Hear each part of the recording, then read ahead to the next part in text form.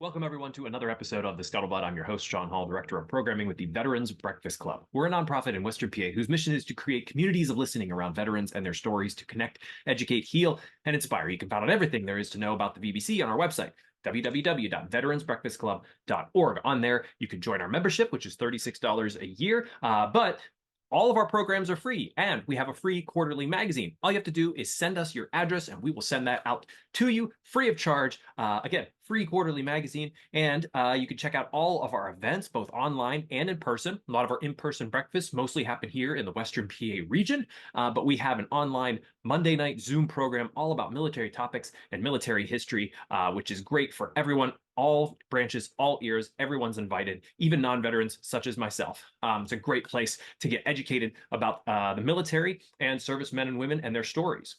Today's Scuttlebutt, it welcomes back Donn Nemchick, who is a Vietnam Navy veteran, and Henry Schoepke. Henry joined us a long time ago on our Monday night Zoom programs. He's from Madison, Wisconsin, just has a passion for veterans and their stories. Both of them have joined me to talk about challenge coins. Donn brought this interesting topic to me. Didn't really thought too much about challenge coins. I received one at one time, but didn't know much about the history of them, how long they've been around, how many different kinds there are, the fact that you can create your own.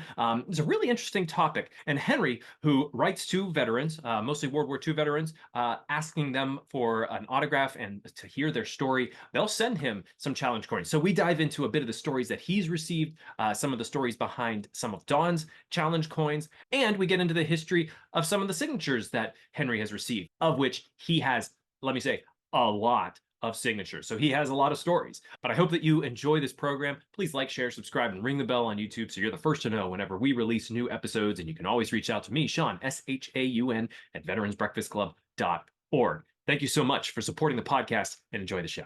Joining me today for our conversation about challenge coins are Henry Schoepke and Donn Nemchick. Donn, you're a Vietnam veteran of the U.S. Navy. Henry, you're not a veteran, just like myself, not a veteran. It's an interesting group today. We're here to talk about challenge coins. Donn, I'd love for you to introduce yourself, and then we'll get to you, Henry. Thank you for joining again the Scuttlebutt. All right, Shaun. Good morning, everyone. My name's Donn Nemchick. I'm a U.S. Navy veteran, 1970 to 1974. Served primarily in Southeast Asia at various naval communication stations, and followed up on board the USS Constellation, an attack aircraft carrier. We flew the last combat air ops out of the Gulf of Tonkin in 1973, and more noteworthy, also the first POW took off from the USS Constellation. And so we were the first in 1965 to see action in Vietnam, and we were the last to see action in Vietnam. So this Edward Alvarez was the POW that flew off of our ship, and he's still with us, I believe, and we're very proud of him. Very interesting bookend. I have a question about that in just a second. Henry, love for you to introduce yourself. Welcome to the Scuttlebutt. Thank you. Good morning, everyone. My name is Henry Schoepke. I'm a teenager from Madison, Wisconsin. I go to Madison West High School. I'm a huge supporter of veterans. I'm a member of the Veterans Breakfast Club. I've been joining their online virtual programs for a couple of years now. I'm also a member of Rolling Thunder Chapter 5 here in Madison, Wisconsin. And I like to collect autographs of all sorts of interesting veterans, World War II veterans, Medal of Honor recipients, all sorts of people, and other interesting people like astronauts, etc. And I got quite a few now, and that's been going on for a couple of years. So, Awesome, yeah. Henry. We're going to get to those signatures in just a short while. And I think maybe for our listeners of the Scuttlebutt who may not have seen you on one of our Zoom calls on Monday night, they'd say a teenager from Madison, Wisconsin, like, how did you get into veteran stories? What makes you passionate about them? So I've always been really interested in history and autographs specifically. And it all started when I saw, it really just started with a simple YouTube video. I saw this, a friend of mine who I know who collected sports autographs. He showed a bunch of World War II autographs. And I thought, oh, that'd be cool. And so I started writing to these veterans, and I got to learn more about their stories. And it really expanded my appreciation for them and what they've done. And it just, each story I hear makes me more interested in the veterans community. I'm just fascinated by the camaraderie and everything. So yeah, and it's I'm passionate about it um because I'm grateful that I'm able to, I'm able to grow up in a free country, go to school, get an education and everything, and I wouldn't be able to do that without veterans. And what's so great is a lot of these veterans that you write to, they'll write their story back to you. They don't just respond and say, "Hey, thanks, here's my signature." Yeah. Yeah, I got a 17-page letter from a Bataan Death March. You guys published it in the BBC magazine. That was pretty awesome.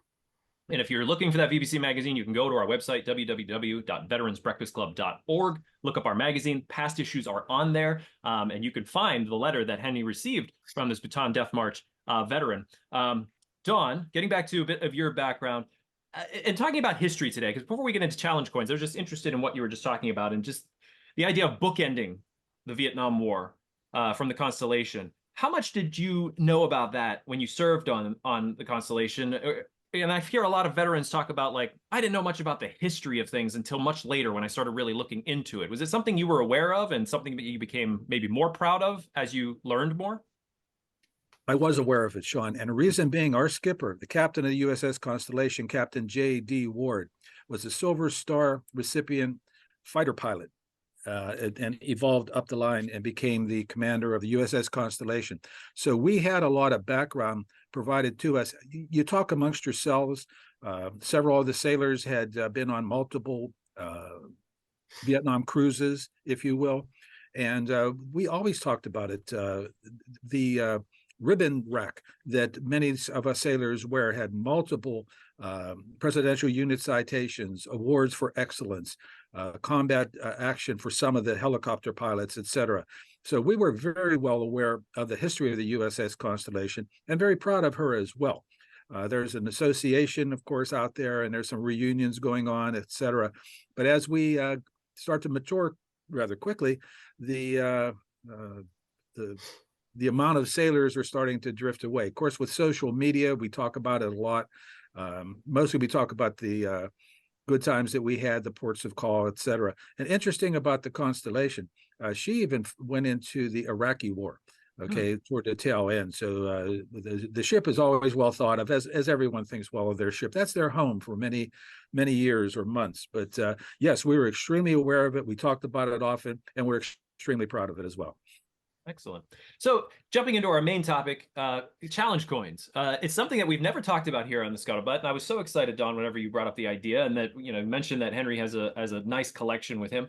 So Donn, you want to give us sort of like a background of challenge coins? I know I've received one, and I was I think it's very special. It feels like it's a token of appreciation, but it's also like I'm a part of a club in a way to receive one. Can you talk a bit about where they came from, how they started? I will, Shaun, and you're absolutely right. I'm glad to hear that you felt that appreciation in part of a club, because military challenge coins have interesting stories behind them. Service members played challenge coin games in bars to display their ranks and their command. Veterans and active service members now use military challenge coins to connect with each other. The challenge coins play a significant role in their social lives after service duty. They're given by high-ranking officers to the participating members of a specific mission. For example, SEAL Team 6. For example, the servicemen who perhaps performed a rescue at sea of a ship that was stranded, et cetera. It could go on and on. The medallions are also exchanged between officers to commemorate non-military events. And I'll just read a real brief history of the challenge coins. The first coin dates back to World War I. An American prisoner of war escaped from Germans' custody into the hands of the French military, and the French were about to execute him, assuming he was German. He showed them a pressed bronze coin. The French recognized the engravings and spared the American pilot's life. Active and retired members of the armed forces still challenge each other with coins in drinking bars today, and they do it in other places as well. But we'll say the tale of the challenge coins is you go into a bar. This used to happen a lot in Australia. Did not happen to me, but I know some stories about it. Go into the bar in Australia. There's Australian sailors, American sailors got along pretty good. And if you didn't have your challenge coin, you had to buy the first round of the drinks. And if you didn't have your challenge coin in a proper manner, and I think you're going to do some more information about the etiquette of a challenge coin, you also were charged with buying the drinks. It was all in good nature, builds camaraderie. It's a social function, and it's certainly well thought of amongst service members. And ironically, in my Vietnam era, we didn't have challenge coins back then. They may have existed in other units, other branches, but I know where I served and ports of call that I had, it was not something that we even thought of, because oftentimes the American soldiers would carry live bullets to clubs in Vietnam. The practice spread to their fellow service members. They could challenge for free rounds by slamming down ammunition on the bar. Well, after a little bit of that, it becomes somewhat dangerous, and we said, well, we got to figure something else out. So the military coins are collector's items. We see every day different websites, different offers to strike new coins for you, and it's up to the viewer, of course, maybe do a search on the internet and find out something that works for them. But I always encourage them, if you're going to be looking at challenge coins, if you're going to buy them, there's a lot of veteran-owned businesses that do this.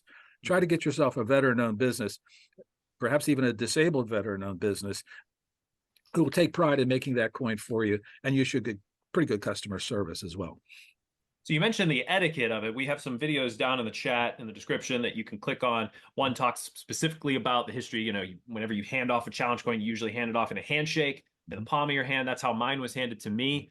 But you know, and then being at the bar, you have to produce this. Once somebody produces their challenge coin, you have to bring yours out in a timely fashion. That was sort of like a gray area in the video that I had a question about, because is it a minute? Is it 10 seconds? Is it like I have to get it out as fast as I possibly can? Like, you know, where's the etiquette of that?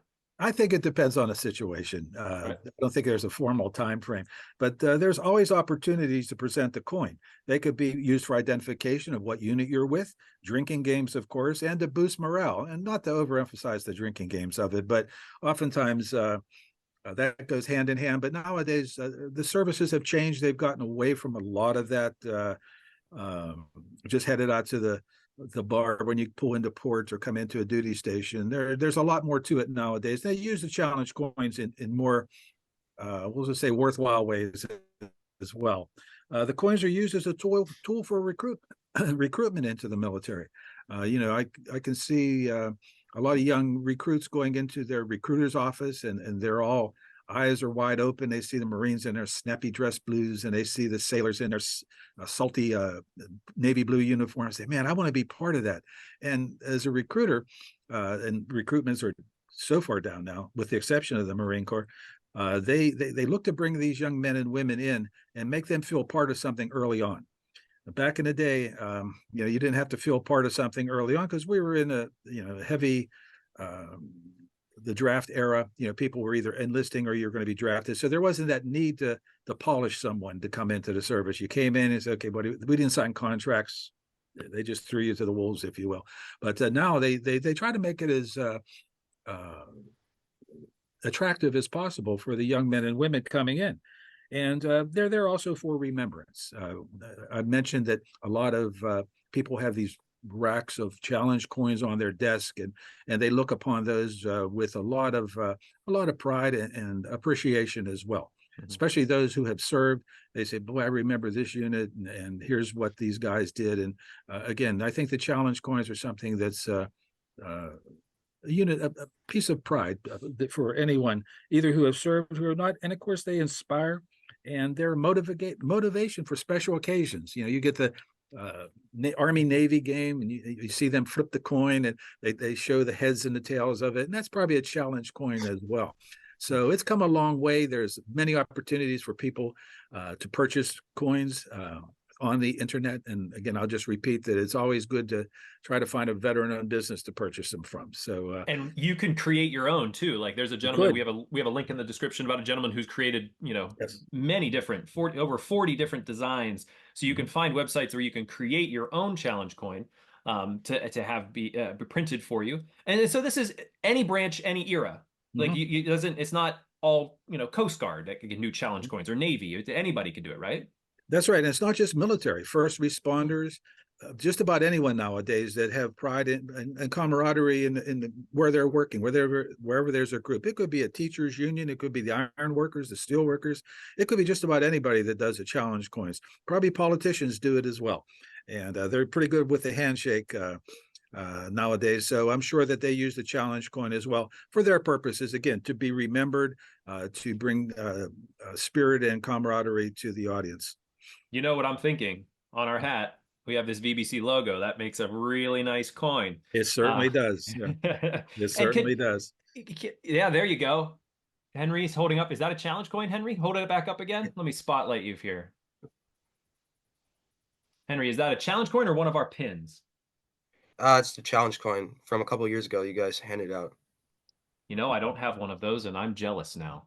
And maybe that's another thing. Usually you see another guy has this challenge coin, you're like, I'm jealous. I want one of those coins. So it becomes a That's right. collector's item in a way. That's right. Um, can you use it for other things? Like, I used to have like a poker chip, a card protector. I was playing poker. I could put that chip on top of my cards. Is that something that is like, you're allowed to do? Is that Oh, considered sure. disrespectful? Okay. I don't think it's disrespectful at all. You can use it for a number of things, from a paperweight on your desk, just as something to have on your credenza, or like you said, hold poker chips or diaper pins or whatever, whatever you need uh, for your comfort. But no, I don't think it's something that's held in, I don't want to say great reverence. Okay, like a medal or your Mhm.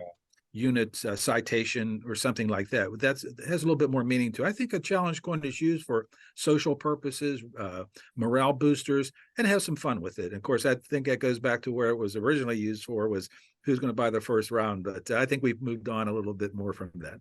Definitely. Well, Henry, I know you have several there at your desk. I'm not, how big is your collection of challenge coins now? So it's pretty small. I have around 12, and I have a few that I have multiple of. But Hmm. yeah, and then most of them are from veterans that have sent them to me over the years. That's That's pretty much where I got most of them. One of them's from a Holocaust survivor as well. interesting. Do you want to hold up any of them and give us a sort of a background? What's your favorite one? Which one has the most Sure. meaning? Well, first I have this one from my Rolling Thunder group. I don't know if you can see it there. It's the Rolling Thunder Chapter 5 logo there. Yeah. And then on the back, it has all the branches of the service. So when I first became a member, they gave me that one. Harry, what is So that Rolling one, Thunder? Maybe the audience isn't familiar with that yeah. term. So it's a veterans group. It started out as kind of like a group of Harley riders, but has since, but it's not.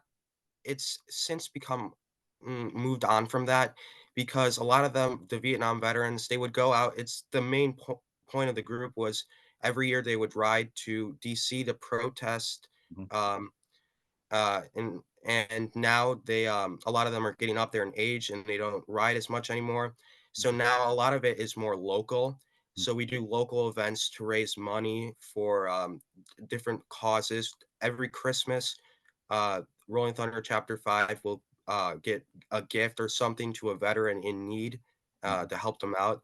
So they do kind of a lot of charitable stuff to help out the community of You know, veterans. that's very interesting, Henry, because we had a Rolling Thunder chapter here in my area. And when we brought the replica of the Vietnam Wall in 2019, they led the procession from when the trucks brought the 80 panels into the area that they were going to be displayed. They had we must have had 100 bikes. It was very, very cool and very inspiring as well.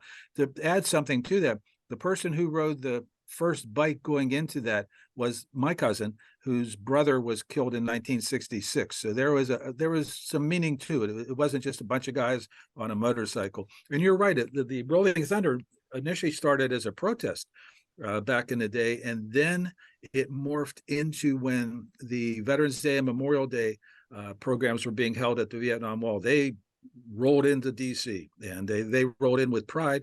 Again, a lot of the veterans felt that the welcome home or the reception that many of them have received was inadequate, and they were going to make a difference. And they certainly did with their motorcycles, and they were very proud of it.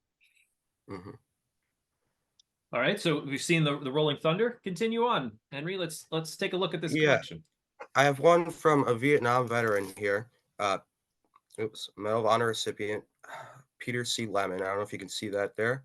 Yeah. Um, and then, so he's a Medal of Honor recipient, and I have his citation here if you want me to read it, just to give a background Mhm. about him. Oh, interesting. Yeah. How did you get in touch with him? So, I actually was emailing with him. This was a couple years ago.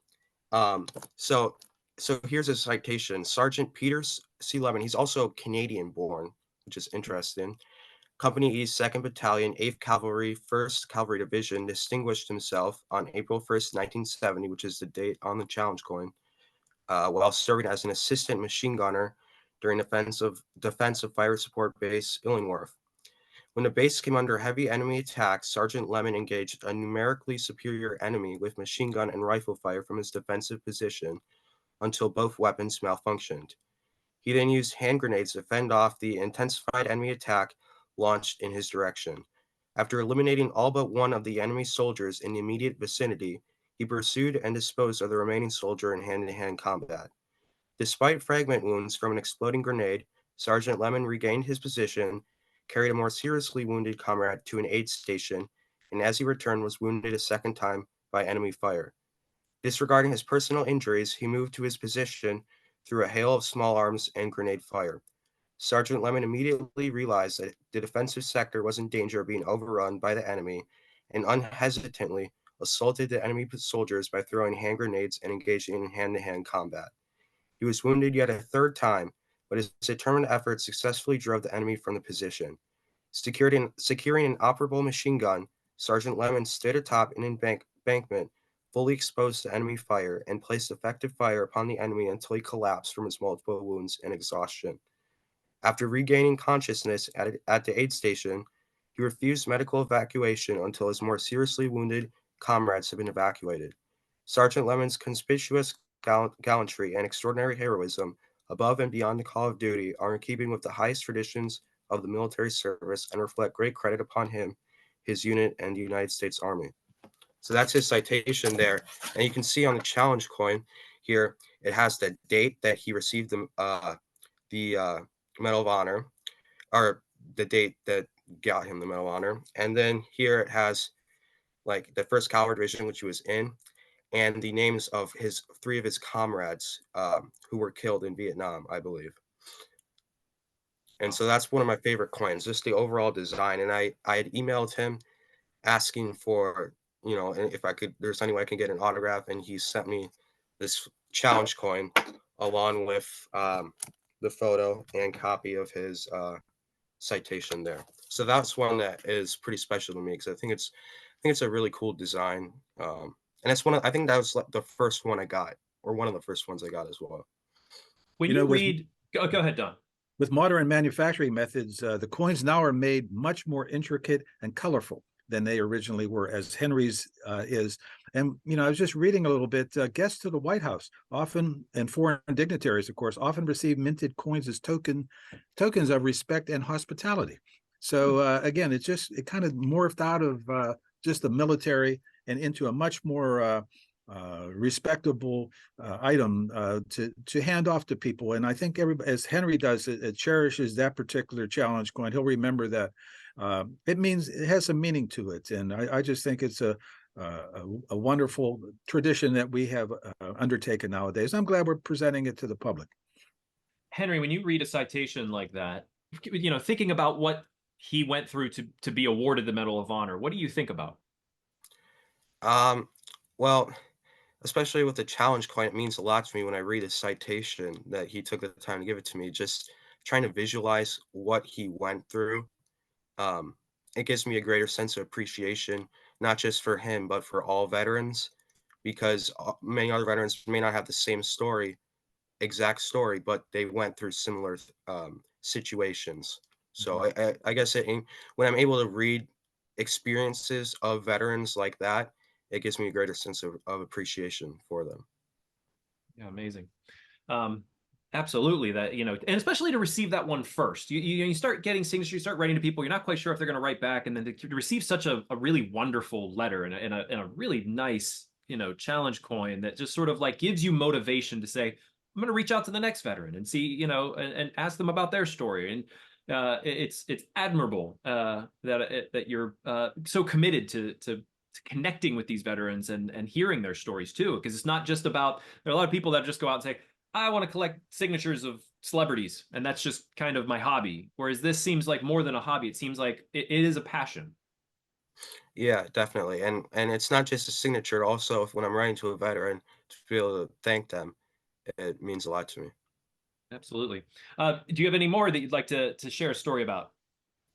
Sure. I got one here from another Medal of Honor recipient, Alan J. Lynch here, and it's as 1st Cavalry Division there.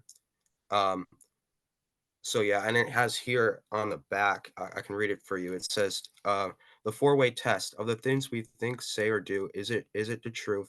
Is it fair to all concerned? Will it build goodwill and better friendships and will be beneficial to all concerned?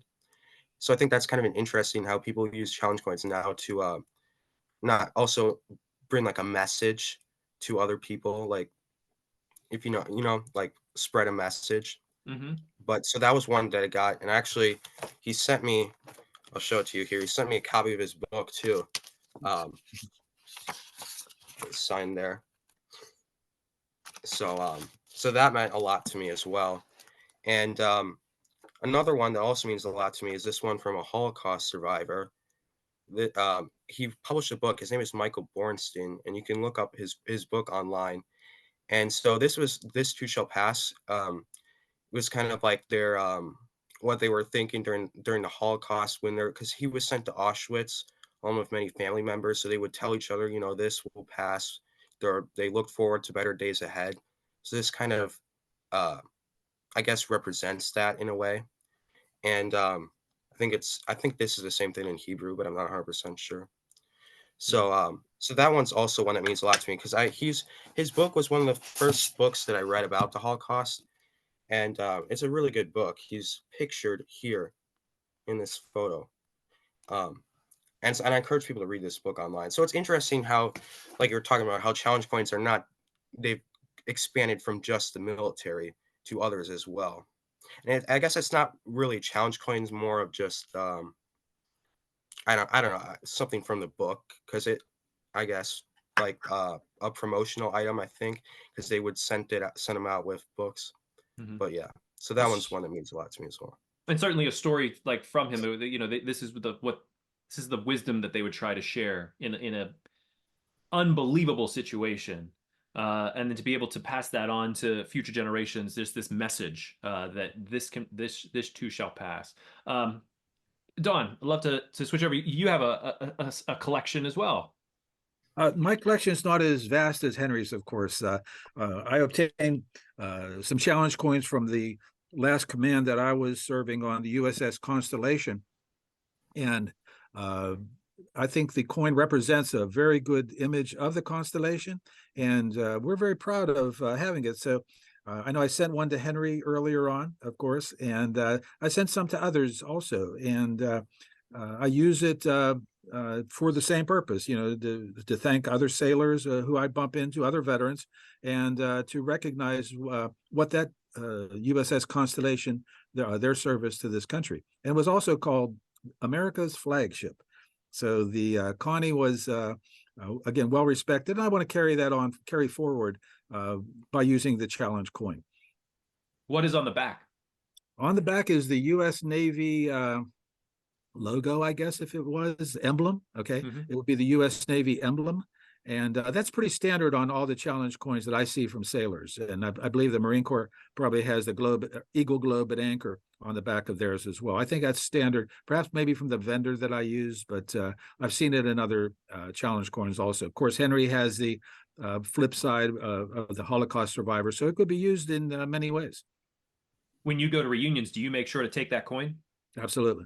Yeah, you can't be without it, right? No, I'd be buying the first round all the time. And these reunions can have a lot of guys, so They you be certainly putting can. down some money. They Um, certainly can. where did you receive that? Where did I receive it? Mhm. When I got involved, particularly with the Veterans Breakfast Club, I was beginning to be out and about more in my veterans advocacy. So at that point, I knew about challenge coins. I had received some without having one to give back. And so at that point, I decided, let me go online and order some for myself to have them, like a business card, Hmm. et cetera. Not as so much as a promotional item for myself, but more as an item of respect for the service of the USS Constellation. Would you say that's your favorite challenge coin, or is there any other ones that sort of carry a sentimental value to you? This has the most sentimental value.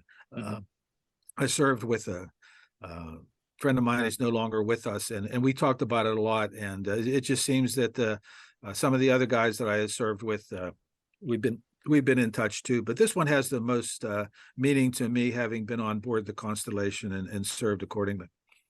And I've also noticed that the coins don't have to necessarily be like an emblem, a circle. Like Mm. they can be different shapes. They can almost be a diamond or different. As long as it's almost like a trinket. Probably the Navy SEALs use their trident as Neptune's Mhm. trident as their coin, and we often see them at funerals of Navy SEAls. They pound the trident on the casket before the sailor is buried.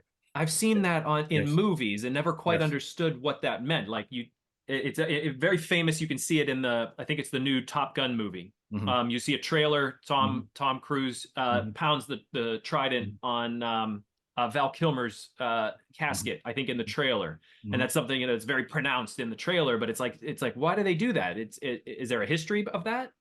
It's probably, I don't know if it's going to be history so much, but that is a very tight organization. Okay. They are esprit de corps magnified times 10. And that's why it's interesting. I think I was just watching a video about a Navy SEAL, and they were talking about why he wrote a book. I think it might have been the one on maybe on BBC, and the fact that it's looked down upon to tell what everybody had done. It was the Frogman. Okay, that Yes, that was just Rick wrote the Kaiser. We book. just had him Oh, on that was very recently. very well done. And they are typically very closed mouth about what they do for a number of reasons, security reasons, but they don't want it to be about them. It's about their mission and those that have gone before them. So I think that's a very prideful unit, and I think it's just a matter of pride and brotherhood. They very much don't want it's not about them when they're on the mission. The team, it's Yes. that's what it's like. Yep. You're not a one-man army. You're not Rambo. You are a team, and you're not That's going to right. complete this by yourself. That's right. So to come out by yourself and highlight your particular service or highlight your particular part of this mission can kind of be frowned upon because you have to. It is the team. You are SEAL Team Six. Yeah, And I the operator that took out Bin Laden um, was promoted a lot, and he took some heat for that. His SEAL team was very critical of him for doing that. So, sometimes you want to know about those tactical operations that affected our country and the bravery of those operators that are out there today. I understand over the weekend, two sailors that were boarding a ship. The information is coming out real sketchy, but two sailors that were boarding a ship were lost at sea. Okay, and evidently killed.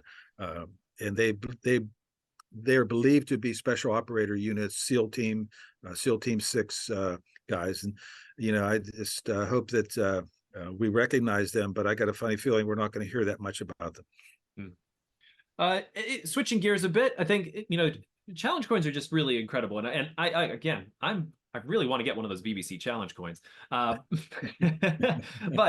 Henry, let's talk a bit about the signatures. We were sort of dabbling in that a bit earlier, but I'd love to hear a bit more about how many signatures do you have now? How long have you been doing this? And maybe a couple stories of the ones that have really stood out to you over the years. Yeah, I probably have all in all close to like 1,000 signatures, like a different people. It's a big ballpark, but around that number. And it started out it started out exclusively World War II, and that's still my main focus, but it's expanded to a lot of different, a much more broad categories to Medal of Honor recipients and a lot of other people. And I just started collecting autographs of civil rights leaders as well, Mm, which is another interesting chapter, I guess, in American history. hmm So I have a lot. There's a lot that mean a lot to me. Some of them that come up to mind is the letter from the Bataan Death March survivor, and I got his autograph too. That one is one that I really cherish. That means a lot to me. I got one. He passed away, so I didn't get it from him directly, but from a friend of his, um, the George Mendoza, who's the sailor in a famous Times Square photo mm, on Mm-hmm. VJ Day. That one is one that is pretty special to me because it has a lot of historical significance. I mean, that's a really famous photo that everyone has seen. Um, I have a lot of different autographs from all sorts of battles. I got just last year I got an autograph from a Soviet World War II veteran living in New York today. mm, And there is a small community of Soviet veterans in the US. Most of them are Jews who fled the Soviet Union. during the Cold War, and he was in the war since the start, really, and he fought all throughout Operation Barbarossa, and then went into Germany, into Berlin. His name is Alexander Rosenberg, and I was able to call his son and talk with him. So that one's also one that is pretty cool, being able to. And he sent me a bunch of stuff, medals and all sorts of stuff. So there's a lot of them that mean a lot to me. I got them. I have them all organized in binders. I got a big stack that I gotta put into my binders, but they all hold significance to me in one way or another. You know, we have to make sure of, because you hear a lot about this, and Don, you may have a story about this, is that you move away, you get your own apartment, and then you call your mom, about 5 years later, and you're like, hey, what happened to that collection? She's like, oh, I threw that out. Yeah. Yeah. So, you better make sure that those are in a secure spot. That a big sign on it says, do not throw away. Don't want anybody pitching your comic book collection. For This is sure. way more valuable. That's amazing. And a lot of people would say, well, how do you connect with this group? Where do you find them? How do you even know, like, oh, I'm going to look up a Soviet veteran from World War II. I would never even think to do that. What gave you the idea? So, well, there's this one website called Star Tiger that has a lot of addresses, mainly of celebrities and stuff, but there's also a community of people who collect autographs of World War II veterans. And I find, and it is like you have to pay like $5 a month or something, and I get a lot of addresses there. I also I'll be looking up, let's say I want to find, oh, I want to try contacting a veteran from the Battle of Iwo Jima. I'll look up veteran of Iwo Jima and I'll find an article, and usually the article will say, oh, Tulsa, Oklahoma at the top. And there are websites I can go to, like White Pages, etc., and type in the name and city and see, even if it says, oh, there's a 100-year-old living here. I'm like, maybe that's the address. And I'll try writing to them and see if that is them or not. And hopefully not some random person. And then if I hear back, then it's them. Did you ever hear back from like a random person that's like, hey, that's not me? I haven't actually, but they probably wouldn't respond, to be honest. But I don't know. I haven't heard. I did hear back from someone who the veteran sent an autograph to the wrong address, and they forwarded it to me once. So, Yeah. and that Henry, was actually are there other young people doing this, not just in your general area, but just around? I mean, is there a group of you guys that maybe share something, social media, share best practices and things like that? so I do know a few young people who collect. I know a friend of mine in that I've contacted before on social media in Bermuda, who collects military stuff, and he tried doing autographs, but I don't think the post office there is that great, so he didn't really get stuff back. I sent him a few, but and then I have a couple of friends who collect autographs of like interesting like political leaders and stuff, which I have a small collection of that, and but not as much veterans. I think that's it's. I do know some adults who collect autographs of World War II veterans. A coworker of my mom's also collects autographs of World War II veterans, but it's not so much among young people, unfortunately. Do they do more of the sports heroes and things like that, Yeah, celebrities, that type of thing? Yeah. my brother wrote to like a bunch of college football quarterbacks Mhm. trying to get autographs back. So it's mostly yeah, celebrities and sports Well, figures and now stuff. with the recent change at the NCAA for name, image, and licensing, they get paid for all that now, and that might be an issue about just providing an autograph unless they Yeah, say, I'll give it to you for $20." So yeah, stick with the veterans. I think you'll be better off. yeah. I was going to say, was your brother inspired by you writing out and getting autographs, and he tried to? So well, we both collected like before I collected autographs of veterans, I did collect autographs of sports and stuff, and that really comes from my dad, who did the same when he was a Hmm, kid. Hmm. He has a huge baseball collection, bunch of baseball signed.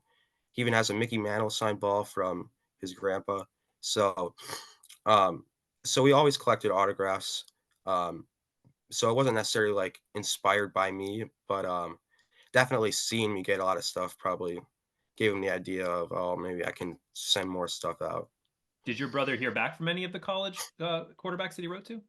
Yeah, quite a few of them replied, and That's some of great. them some of them followed him on Instagram as well, so that was cool. That's Henry, awesome. when you were a couple years younger, the local television station did a feature on you, if I recall, and that might be an interesting YouTube video, Shaun. If Mhm. you could edit this out, but I can send you the link to it. It's only about two or 3 minutes, and it shows a very young Henry with his Veterans Breakfast Club cap on and explaining the different autographs he has and how he keeps them in binders and such. Yeah, we'll put Yeah, that description. We'll put that in the it's description. Go ahead, Henry. Mhm. it's interesting. I was actually on the Rolling Thunder National meeting in Washington, D.C. We were sitting next to this group of Rolling Thunder members from Florida. They asked me who my name was. And I was like, Henry. And then they said, oh, we saw a news article about you online all the way in Florida. So I thought that was kind of That's cool. interesting. Yes, people are going to be writing you, Henry, to get your autograph. Henry, you should strike a challenge coin for yourself. That would be cool. It would There be you cool. go. Well, really, very interesting scuttlebutt here today, and I just want to thank you both for taking the time to join me and sort of talk about your own personal collections, but also the history of challenge coins. I think it's for those who may have never heard of them, now's the time to sort of look into them and see, what's out there. Maybe even create your own challenge coin if you're interested in it. Yeah, I think it's a really exciting and interesting hobby. Yeah. Thank you so much for inviting me here today. Definitely, it's awesome to have you, Henry. I know, like we've had you on the VBC happy hours on Monday nights for so many years. It's great to finally have you on a Scuttlebutt. Donn, you've been a multiple time guest here on the Scuttlebutt, so I appreciate your time Sure. coming on. And Donn, any final words before we sign off? No, I'm good to go, Shaun. I appreciate the opportunity again today, and just being with Henry. It inspires me. Henry, as a young man, has so much going on for himself, and it's just rewarding to me to see how Henry has matured, and also his passion and his respect for veterans. That comes from a lot of factors. One, he's being raised right. He's motivated, and I just think the world of you, Henry, and I appreciate the fact that you're my friend. Thank you. I appreciate that. Well, for our listeners, please like, share, subscribe, ring the bell on YouTube so you're the first to know whenever we release new episodes. You can always reach out to me, Shaun, Shaun, at veteransbreakfastclub.org with any thoughts, comments, questions. And also, remember, take a look at the description below, not only for just the description of this episode, but links that we talked about in this program around the web. You could check different videos out about challenge coins, watch the highlight newsreel of Henry's interview. And we look forward to seeing you both on maybe a future episode of the Scuttlebutt. If you get any good future coins, you let me know. And Henry, keep tuning in for VBC Happy Hour Monday nights, 7 p.m. Eastern Time, and we will have more than enough guests this year that you will definitely want to reach out to for those signatures. Yeah, I'm looking forward to the program tonight. Wolfram Forrester, for those of Yeah. you who might be listening in, you can check all of those videos on YouTube. VBC has every past episode of Happy Hour on not only our website, veteransbreakfastclub.org, but also on our YouTube channel. Please check it out. Thank you both again, and we'll talk to you both soon.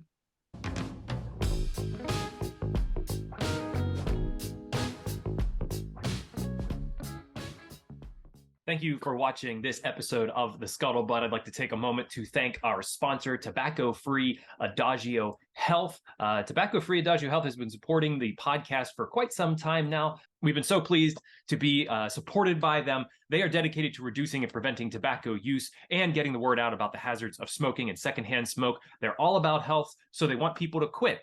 They have classes, nicotine replacement therapy, and a popular quit line, 1-800-QUIT-NOW. They also educate people, children especially, about tobacco use from cigarettes, cigars, pipes, chew, snuff, and other nicotine products like vaping. And finally, Tobacco-Free Adagio Health advocates for public and private policies that ensure healthy places to live, work, and play. You can learn all about what Tobacco-Free Adagio Health offers at tobaccofree.adagiohealth.org.